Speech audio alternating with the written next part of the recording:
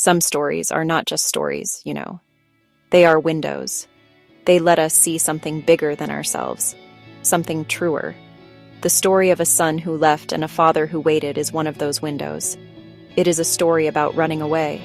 It is a story about coming home.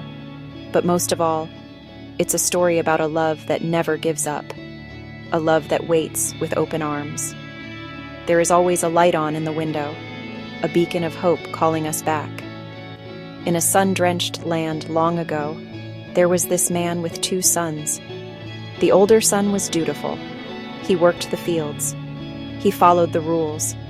He did what was expected. But the younger son had a restless heart. He looked at the horizon and saw adventure, not home. He grew tired of the familiar rhythm, the scent of turned earth, the routine of daily chores, felt like chains. He dreamed of a life of his own making. One day the restlessness overflowed. He went to his father with a bold, shocking request. "Father," he said, "give me my share of the inheritance." This was no small thing to ask. It was like saying, "I wish you were already gone. I want what is mine now." The father's heart must have broken. He saw impatience in his son's eyes, the burning desire to leave. He didn't argue. He didn't lecture. With a heavy heart, he did as his son asked. He divided his wealth, pockets full of silver, head full of dreams. He packed his finest clothes and said his goodbyes. He did not look back. He turned toward a distant country, seeking freedom, walking away from the only home he'd ever known. He left behind the love that raised him. The city welcomed him with open arms and bright lights. Life became one long party. He had money, and with money, he had friends. They laughed at his jokes. They drank his wine. They praised his generosity. Every day a feast, every night a festival. He spent his inheritance without a second thought, buying whatever his heart desired. He was the center of a glittering world. He felt alive. He felt important.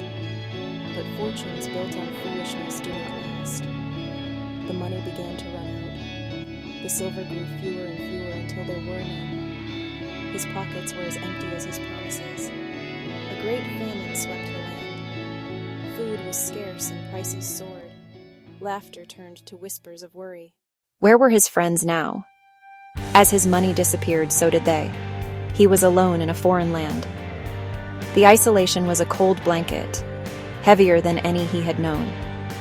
Desperation led him to beg for work. The only job he could find was the lowest of the low. A farmer hired him to feed his pigs. For a Jewish boy, this was deep shame. He was so hungry his stomach ached. He longed to fill his belly with the pods the pigs were eating, but no one gave him anything. He had traded his father's house for a pigsty, a feast for filth. Color turned to miserable, muddy gray. In the quiet squalor of the pigsty, clarity came. It was a painful moment of truth. He came to his senses. Pride lifted. Foolishness lifted. Ruin was all that remained. He looked at his hands, his tattered clothes, smelled the stench that clung like a second skin. He remembered his father's house.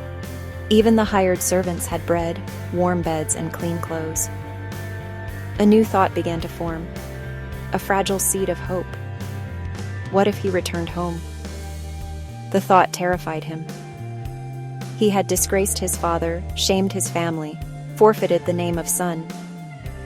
"Father, I have sinned against heaven and against you. I am no longer worthy to be called your son. Make me like one of your hired servants." I will set out and go back to my father, he decided. The decision was made. The journey back would be long and humiliating. The same road, but now in rags and shame. Yet the hope of a crust of bread, the hope of home, was stronger than fear. But while he was still a long way off, his father saw him. The father had been watching, looking, waiting, hoping. He did not see rags or filth. He saw his boy, his lost son. Compassion filled his heart. He did what no dignified man would do. He ran toward his son. He threw his arms around his neck and kissed him. "Father, I have sinned. Forgiveness met him before the apology was done. Love had already covered his sin. Quick, bring the best robe, put a ring on his finger, sandals on his feet,